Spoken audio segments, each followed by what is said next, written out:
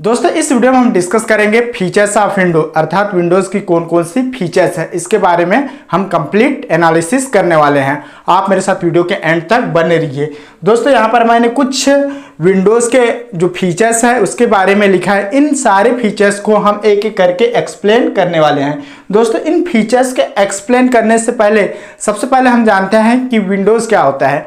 दोस्तों आप जब भी कोई कंप्यूटर चलाते हो या फिर लैपटॉप चलाते हो तो उसमें हमको एक विंडोज मिलता है जिसको हम ऑपरेटिंग सिस्टम भी कहते हैं। दोस्तों इसमें मुख्य रूप से आप लोगों ने देखा होगा विंडोज 95, विंडोज 98, ठीक है, विंडोज 7, विंडोज 8, विंडोज 10। ये क्या है? विंडोज की सीरीज है जो कि ऑपरेटिंग सिस्टम के अंतर्गत आते हैं।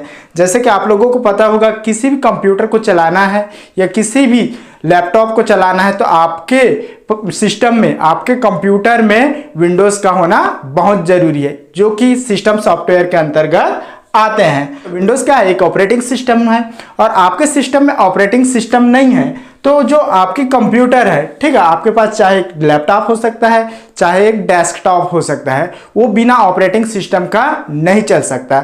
आप उसे स्टार्ट भी नहीं कर सकते। अर्थात किसी भी कंप्यूटर को चलाना है, ठीक है, किसी भी लैपटॉप को चलाना है, किसी भी डेस्कटॉप को चलाना है तो आपके लैपटॉप या डेस्कटॉप में विंडोज का होना बहुत जरूरी है, ठीक है, जो कि एक सिस्टम सॉफ्टवेयर के अंतर्गत आते हैं।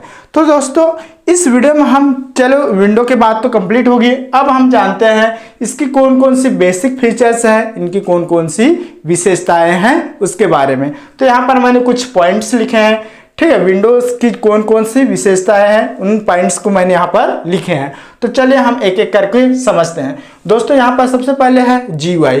GUI का मतलब होता है ग्राफिकल यूजर इंटरफेस। दोस्तों यहाँ पर आप लोगों को समझ में नहीं आ रहा होगा कि एक्चुअल में जो GUI है वो क्या होती है।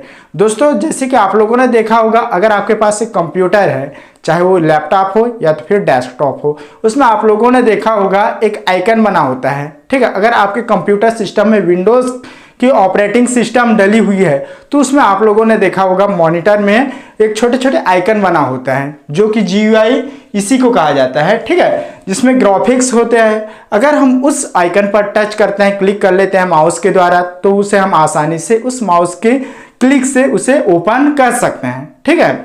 यही क्या कहलाता है? GUI कहलाता है।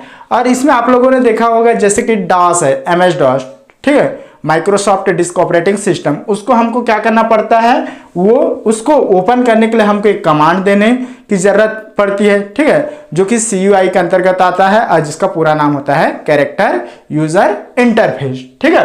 तो विंडोज में जो GUI होती है उसके सहारे से हम किसी भी आइकन पर क्लिक करके बड़े आसानी से उसे ओपन कर सकते हैं, उस पर वर्क कर सकते हैं, ठीक है। चलिए दोस्तों सेकंड फीचर्स के बारे में जानते हैं। दोस्तों जो सेकंड फीचर्स है वो है मल्टीटास्किंग।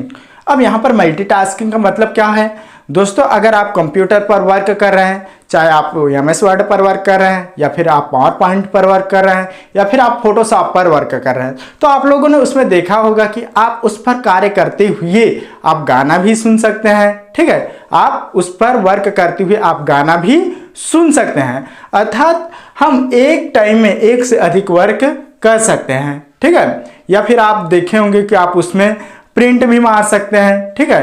तो ये क्या कहलाता है? मल्टीटास्किंग कहलाता है, जो कि आपको विंडोज ऑपरेटिंग सिस्टम में देखने को मिलेगा, ठीक है।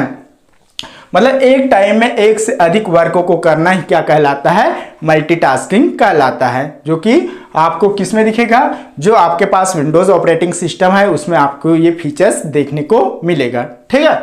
चलिए दोस्तों नेक्स्ट जानते हैं यूज ऑफ माउस। अब यूज ऑफ माउस का मतलब क्या हुआ?